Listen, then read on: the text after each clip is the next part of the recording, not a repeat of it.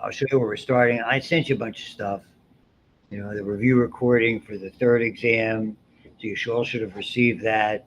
Uh, what I did vis-a-vis this, and I don't even have it cooked up, but basically that relatively brief supplemental lecture when I wasn't here on Friday is really just finishing up the nerve anatomy. There's not a lot to that per se. It's more about cell bodies, axons, and dendrites, and the connections incoming and outgoing, and basically a lot of stuff that, to a certain extent, is very easily readable. Just following those slides on the last PowerPoint, so it lended itself nicely. This does not. What we're doing today. So the last 2 units, and they will probably take, I would dare say, the rest of the week. A, 11 B and C, and we're starting with B. So that'll probably take it. I'm going to gather about a period and a half, and then the neurotransmitters about another period and a half. That should be about it, I would think, for that particular chapter there. So without any further talking about it, let's begin. I started here. I mean, this is already slide 12. This is basically we're going to look at all the membranes, and we know about resting membrane potentials. And I'm not, other than for the people who are engineering students, I'm not doing electricity. I have a wonderful colleague downstairs who will happily do electricity with you, who's immediately below us, Dr. Buxton, teaching physics. And so we've seen channels like this, chemically gated versus voltage gated. You're going to see those again and again. But now you're going to see the role, particularly how we propagate or send that impulse, whether it was a nerve going to a muscle, whether it was a muscle itself. It's a very, very similar mechanism across the elaborate nature of effectively the cell's membrane, whatever you want to call the plasma membrane, whether you want to call it a sarcolemma, whether you want to call it a neurolemma, and we're going to see how rapidly it's conducted in myelin. That's really the thrust of a lot of what goes on in this chapter. So it reiterates a lot of things. It's got a couple of very, very good animations of the higher quality, like we had with the neuromuscular junction and cross-bridge cycling, et cetera, et cetera. So I didn't want to spend an inordinately large amount of time on this, unnecessary. Okay, resting membrane potential. We already talked about that. Roughly it's 70. Okay, it varies, certainly. And again, what's the definition of being polarized? Positive, a difference on the outside and the inside that's measurable. Again, positive on the outside, negative on the inside. And again, this is really the sum and substance, and it's stuff we talked about before. You have a greater amount of sodium outside the cell than what's called the extracellular fluid, proportionally a greater amount of potassium on the inside, and effectively they create a charge differential based on plasma membrane permeability. They're just demonstrating this with this, think of an extraordinarily small voltmeter is able to measure that. And again, it has nothing to do with what's going on deep within the cell or deep within the axon, or for our purposes, way out in the cellular fluid, in the extracellular fluid. It's all neutral, but it's along that membrane that everything is critical. That's the idea. So the higher concentration of sodium than interior, the extracellular than the intracellular fluid. And again, I probably will spell those out. I don't know. I have to go look at the final exam. But those are, again, acronyms you need to be familiar with. And outside, what makes it effectively neutral, okay, as it gets farther away from the membrane, is chloride. Interestingly enough, it's potassium on the interior of the cell. It's balanced negatively by proteins. And again, potassium is a big player because there's just so many more of those channels. All stuff that we've reiterated before from our previous discussions. Okay? So potassium, again, is the big player with resting membrane potential. The whole idea of it, proteins, what's sort of unique about that, down the road you're going to see chloride is going to be able to move around. As we get into our discussion, there's going to be what we call chloride-gated channels. That's going to be very interesting. Proteins can't. Proteins are just too darn big. If proteins are leaking out, the cell's gone. The cell's irreparably damaged. Just is. And this is the first of these animations. I highly adjust the sound as needed.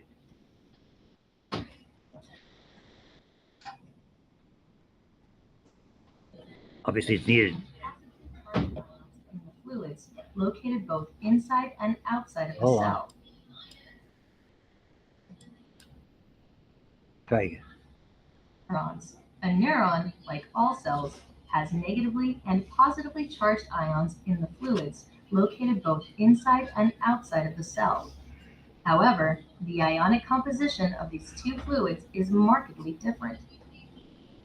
The inner surface of the membrane is negatively charged, while the outer surface is positively charged. This unequal distribution of charge creates a voltage across the plasma membrane, known as the membrane potential. In a resting, unstimulated neuron, this membrane potential is known specifically as the resting membrane potential. The value of the resting membrane potential depends on two factors. The first is the presence of concentration gradients across the plasma membrane, especially those gradients for sodium and potassium ions. The second is the permeability of the plasma membrane to sodium and potassium. In the resting state, this permeability depends on the number of non-gated leak channels present in the membrane for these ions. The magnitude of the resting membrane potential, inside relative to outside, is measured in millivolts using a voltmeter and two electrodes. We'll now place both electrodes in the extracellular fluid. Note that the voltmeter records 0 voltage. This is because the unequal distribution of charge exists only across the plasma membrane. The intra and extracellular fluids are otherwise electrically neutral. However, when we insert one of the electrodes into the intracellular fluid, a voltage is recorded. The value of the resting membrane potential varies, but on average it is minus 70 millivolts. That's that particular, and so it's just what I'm reiterating what I was saying. So depends on the differences again between potassium and sodium concentrations and the permeability. We went over this stuff before. Typically that's the way it works. And don't forget the pumps that are there. And what maintains them is the sodium potassium pumps. Again, what's basically happening is potassium is leaking out, we're pulling it back in. Sodium is leaking in, we're pushing it back out. So even at rest, relatively speaking, those pumps are busy. But when a nerve fires, they're extraordinarily busy. And there's an immense amount of them, as you will see. So the big difference comes from those large proteins. Proteins, when they dissolve in solution, typically have a negative charge. That's because the acid part of the amino group loses its proton, and what results is a negative charge. So sodium diffuses down, 25 times more permeable to potassium than sodium, just based on the number of channels. And again, chloride, you're going to see, can be a player down the road when we look at neurotransmitters. That's, for instance, if you hear about sleeping pills, that's how they work. Alcohol, that's how it works.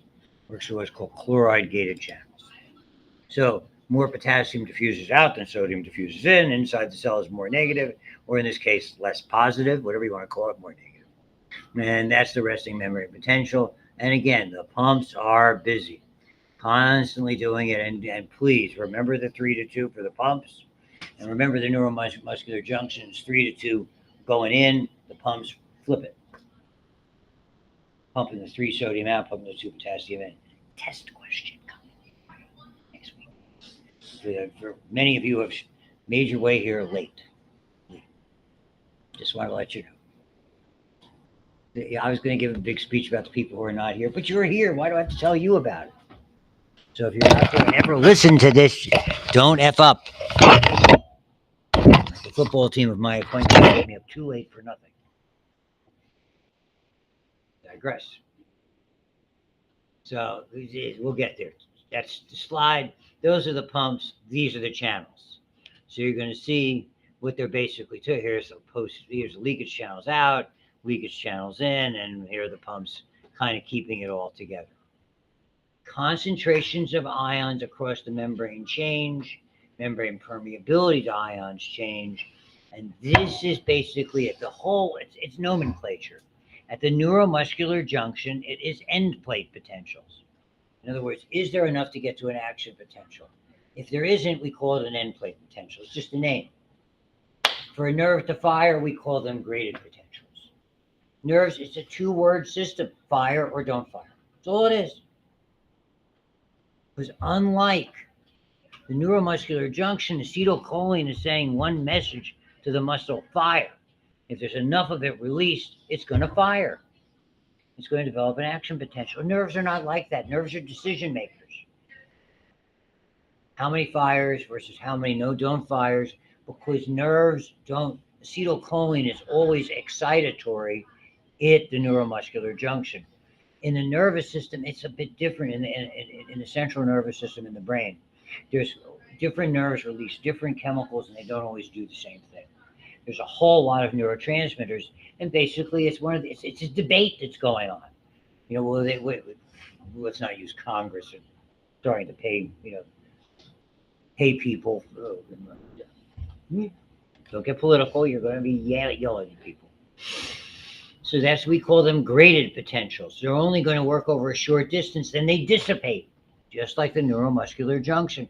Versus if it goes far enough, you find these voltage gated channels that are in line with it. If it reaches them, all of a sudden, boom, things go crazy. So that's the long distance signal. Now we're using these terms a little bit differently, also confusing.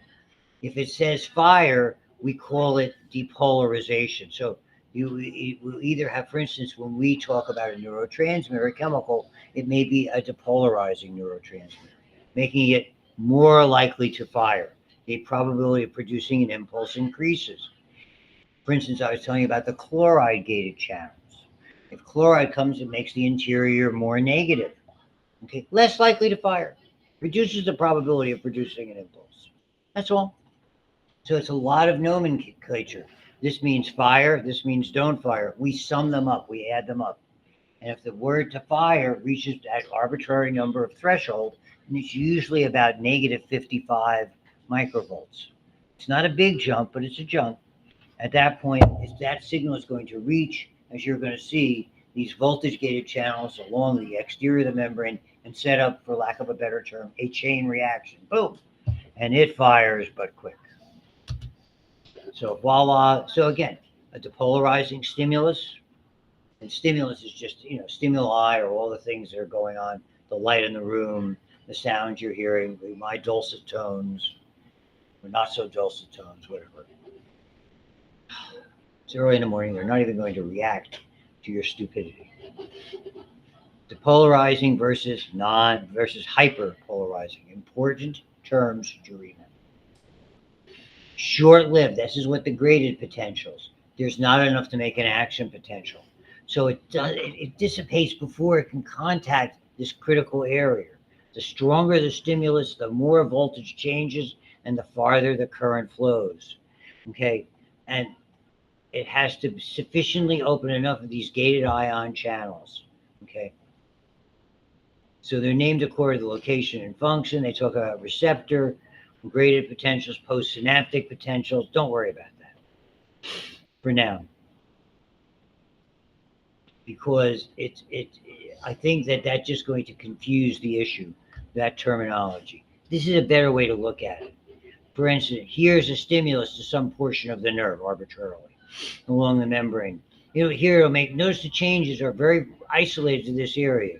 The stimulus basically is changing it at that location from all the positives on the outside, and basically look what it's doing. It's rapidly changing it. What effectively happens electrically, this impacts the things close to it. So the more profound that stimulus here, the more likely it's going to be spreading. Because the positive on the outside is going to basically be impacting this location. It's going to go, hey, I'm positive, why don't you be positive? So it's a small patch. But once those ion channels open and it spreads, now it gets very, very busy. So opposite charges attract each other. That's what I was saying back there. So they're beginning to form an attraction to one another. Okay, and this creates local currents that depolarize or change those other areas of the membrane and spread it. The trouble is, in a graded potential, it doesn't go very far. It dissipates. So it's all a matter of degree. It's like last night, the stimulus for me to say, I'm going to bed, and I'll watch it on my iPad in bed. And if I don't like it, it's going off. And it went off. So my wife started yelling, stopped yelling. I knew it was done.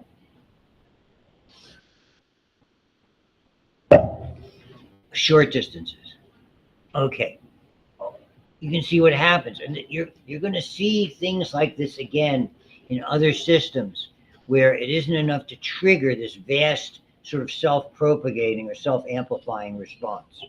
You see, and it changes there, but it's insufficient. It decays over distance. And action potential means long distances. Muscle cells, axons of neurons, period. Brief reversal of membrane potential, but substantial.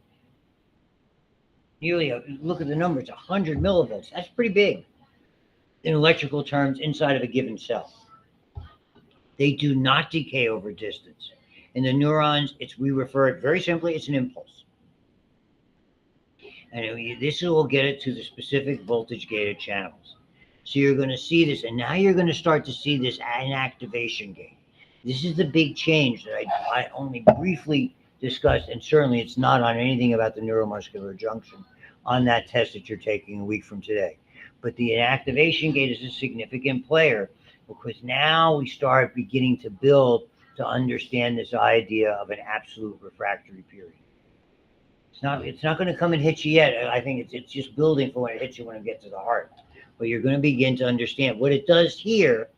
As you will see, it creates unidirectional flow.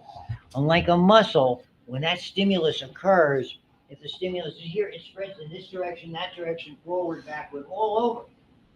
In a nerve, it's unidirectional. It's here, and the tip of the axon's over there. It's only going to spread here because those inactivation gates are basically going to lock the door so it can't go backwards, sideways, neither direction. I can't help myself.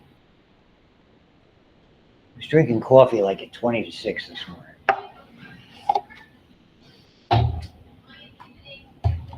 The parlance is TBW, tired but wired. The magic of caffeine, which we will discuss when we start talking about neurotransmitters. So the four main steps. When it's at rest, the gated sodium and potassium channels are closed. Nothing about being locked. Only those leakage channels we just spent time on, the 25 times more potassiums, are open, maintaining the resting membrane potential, and voila. Each sodium channel has two. That's if it gets there. We see this all over that nerve, all over the axon. It has activation gates that are closed at rest, open with that signal depolarization. Sodium enters, and when it has an inactivation gate, that too is open at rest, but blocks the channel once it is open to prevent more sodium from entering the cell. That's the neat thing when it swings, and you'll see the animation. Each potassium channel doesn't have one of those inactivation gates. Each potassium channel has one voltage sensitive gate, closed at rest, open slowly with depolarization. The big deal, I'm not going to ask you about fast or slow, but to understand, again, it's first sodium, then potassium. The kicker here to ensure unidirectionality is that inactivation gate, because it basically doesn't allow it to proceed in the other direction. It can't physiologically. So voila, here you can see what it looks like at rest. That's here. And you can see this, basically these are, as you can see here, now they're closed. That's the closure down there at the bottom where the cursor is. The inactivation gate is out of the way. When depolarization occurs, local currents open that channel, sodium rushes in, activation and inactivation gates open completely. The sodium influx causes more depolarization, which opens more sodium channels, blah, blah, blah, blah, blah. And let's assume, for argument's sake, it reaches threshold, minus 55 to minus 50, and it starts a positive feedback loop. It's so powerful, it induces the next one, and the next one, and the next one, and the next one. Okay? Results in a large spike, and the membrane polarity jumps up to, and roughly that's about 100 millivolts.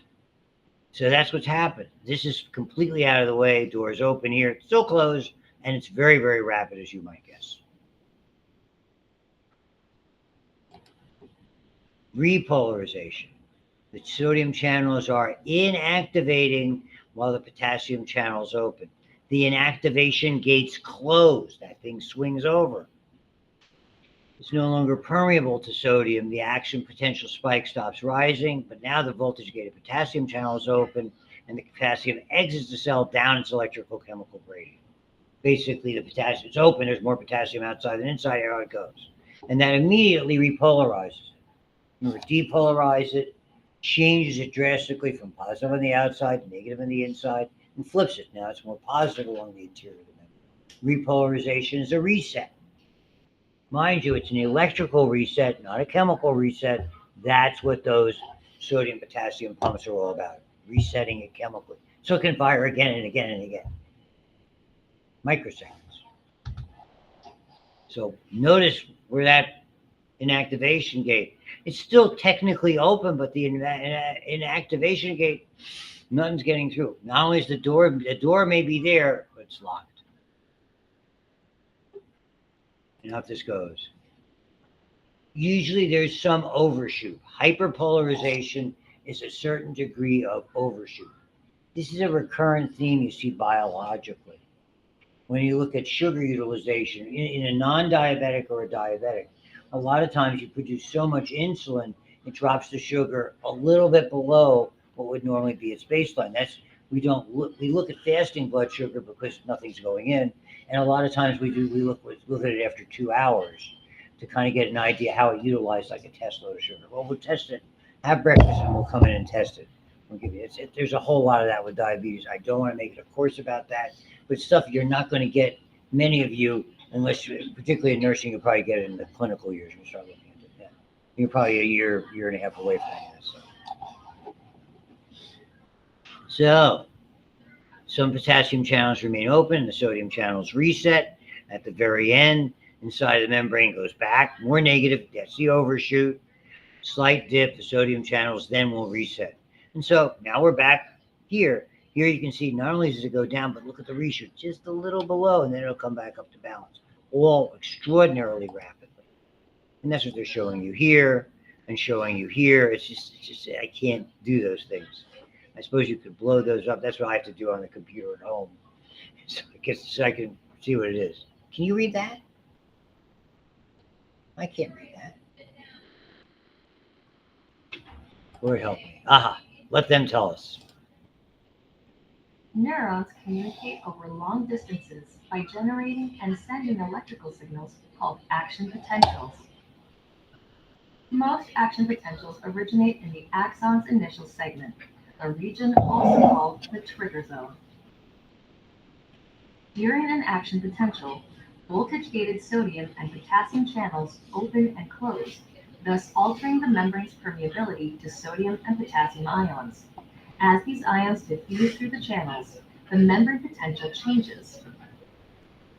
It depolarizes from the resting state of minus 70 millivolts to a peak value of plus 30 millivolts, and then quickly repolarizes back to minus 70 millivolts after a brief period of hyperpolarization. Couple of milliseconds. In this topic, we explore, step by step, the events that occur as an action potential is generated in the axon's initial segment. Okay. That was it? Did I miss something?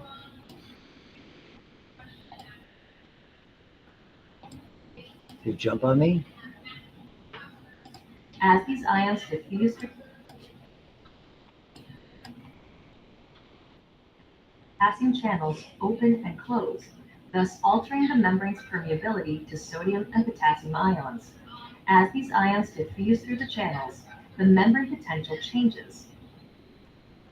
It depolarizes from the resting state of minus 70 millivolts to a peak value of plus 30 millivolts, and then quickly repolarizes back to minus 70 millivolts after a brief period of hyperpolarization.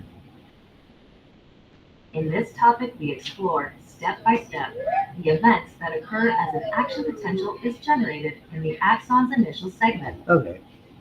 I'll buy that.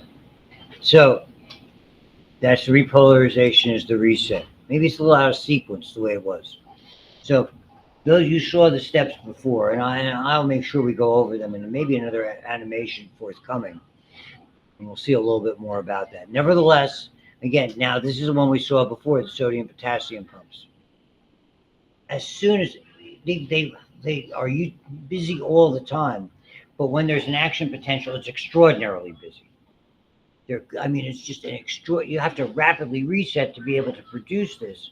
And you saw how long, even in that animation, we're talking a millisecond or two for that whole event to occur. That means you can get thousands of impulses in a couple of seconds.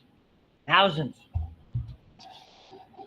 Not all depolarization, yeah, easy for me to say, produce action potentials. And again, it's the fire, don't fire.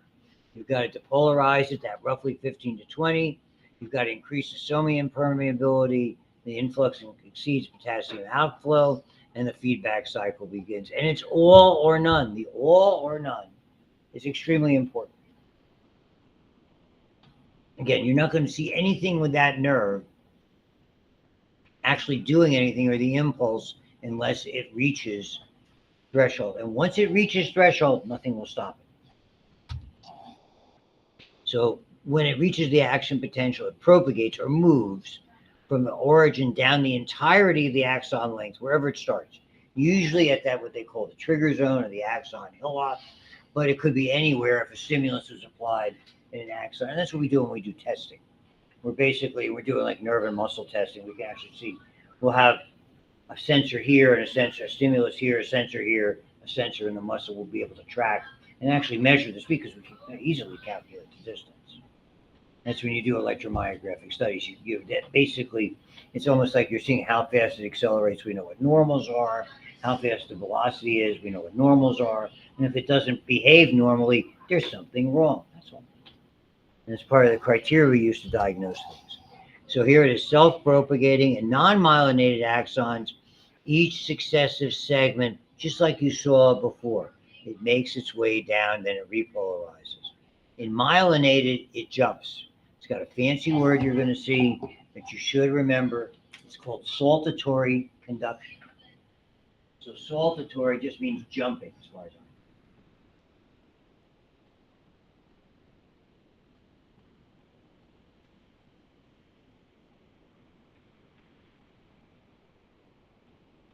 And effectively, it's done that, I think, for the ease of a lot of students to understand.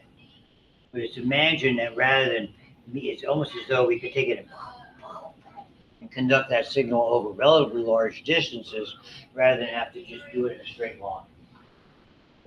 This way, as opposed to like running and leaping. That's kind of what it is. It's like the original Super Mario Brothers, and they power up. I was terrible at that. My boys were like 5 and 6, and he was like 7. And he went through all the way. I finished it. I'm on level 1. Don't judge me. That's not right. No laughing. You're all in trouble. I know who you are. You're not laughing over here. Thank you. Serious side.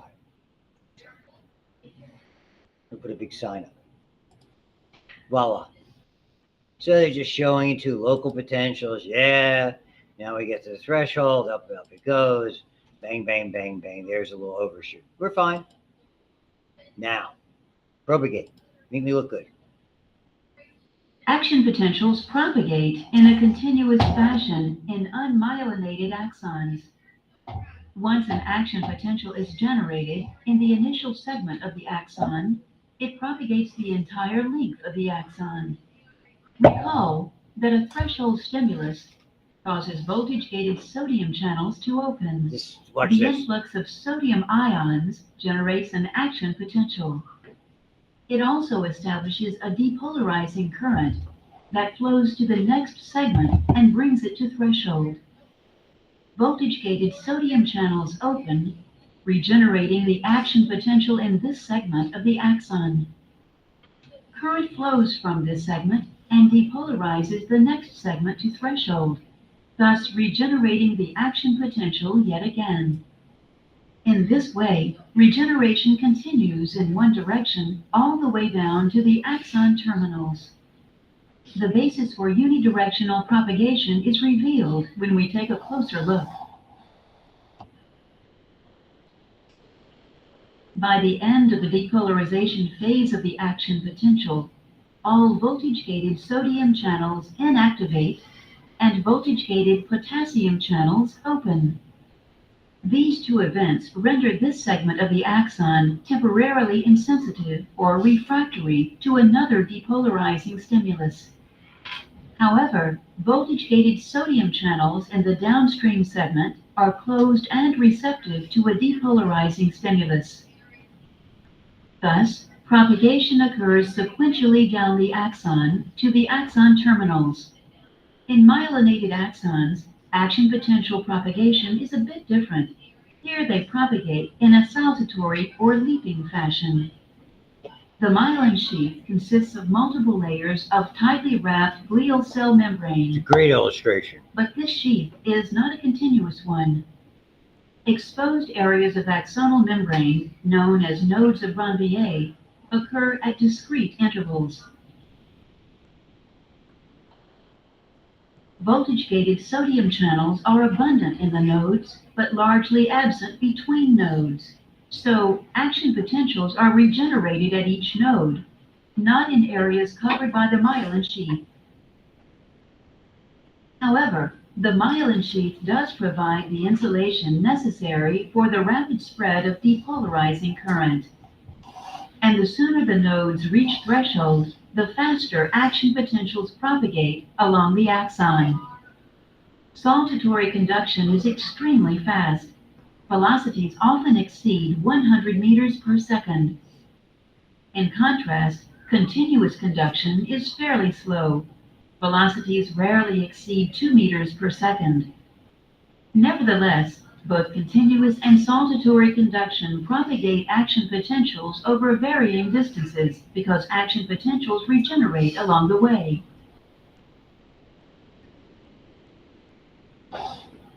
Summary: propagation of an action potential. Once generated, the action potential propagates the entire length of the axon without decrement. That's probably the best of all of those particular animations that you saw without going over it again. It's there. It's a concept I want to explain to you just to understand. So why is most of the time when you see that jumping, when it's depicted, it's like it's jumping from one segment to another. It really doesn't. The whole idea with all that insulation in between of the myelin sheaths, in between those sheath gaps or nodes of Ranvier, that signal can fly through there without declining whatsoever. And it triggers the next area where there's an abundance of those sodium channels that start the whole process over. So even though it appears to a jump electrically, it's running inside. Years ago, we used to explain it, and I didn't really understand it myself, and I was doing a graduate neurology lab at Chatham, and the neurologist who was teaching it from Pitt came in, and he's showing that, and all of a sudden it's like the light bulb goes off in my head, and I went, that was really a way to answer. It really was just kind of an explanation. It's really still running inside the nerve. It's not like it magically jumped outside of the nerve. It's all about the myelin, and it's insulating the effects, and those nodes are just have a ton of those receptors. That's really an interesting kind. And you saw, again, it's those inactivation gates. They're rendering that part refractory, absolutely refractory for a sufficient amount of time for the signal to go past. Pardon me, it has to go in one direction, period. Different in muscle. It can go in all directions. We don't have those inactivation gates playing a significant role. What's unique now that's a little bit different from the muscle system, again, I reiterate the point when you're talking, the big player is frequency all the time. Here it's absolutely frequency. In muscles, there's a little bit, remember, the amplitude played a role, but once you reached maximum stimulation of those motor units, it was all about the frequency. If you remember looking at those EMG things and the tetany and the unfused and blah, blah, blah, all that stuff. However, here it's different. They're all alike and they're independent of intensity. So the only way we can tell the difference is frequency. Loud, soft, pain, a little uncomfortable, like that. They're all the same. I do a whole rant about those pain things, on a scale of 1 to 10. I hate that. Yeah, when it's hurting, it's a 10. When it's not hurting, it's a 0. What do you want me to tell you? And they tell you never use the word pain, because that connotes a problem, particularly in a post-op. They may have Edgar on speed dial. My daughter and his daughter went to kindergarten together. I digress. Since it's 40 years ago. And you always use, what word do you use? Anybody? Are you having any pain today when you go into a patient's room, or you say, are you having any? Oh, you didn't get this yet. Discomfort. Discomfort's like you're getting a wedgie. That's discomfort. My belt's a little tight. I had too much to eat. That's discomfort. Pain. A horse kicked me in the back. That's pain. I digress. I'm saving you that rant for another time. So I'm not doing AP2. That's an AP2 rant. So frequency, number of impulses over a limited amount of time, like a second. Higher frequency, stronger stimulus. Again, this is the idea. It doesn't really change, but here, even if you change the voltage, it doesn't really change how much of an action potential it is. It stays the same. It's our interpretation of it. So again, frequency equals amplitude. You must remember that. The refractory period where it can't trigger. The voltage-gated sodium channels are open, so neuron cannot respond to another stimulus. So they've already opened the loud stuff in, but that inactivation gate's not letting anything else through. So you have an absolute refractory period from opening the channels until they reset. The reset means that an activation gate swung out of the way, ensures that it's an all or none event, and enforces one-way transmission. Very well stated. Relative. After the absolute refractory period, now some of the sodiums are starting to reset. Some of the potassiums are still open. Repolarization is occurring. All it means now is at that point, the threshold for the action potential generation is elevated. Think of it as that period of hyperpolarization where it's going below the resting membrane potential. It just takes a little more oomph to get an action potential. So rather than having 15 to 20 millivolts, maybe it's 20 to 25 millivolts. That's a relative refractory period. It's there. I don't do the dog thing. My dog isn't smart enough. He's special.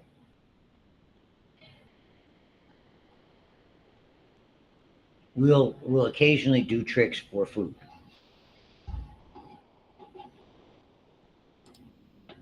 So this is the idea.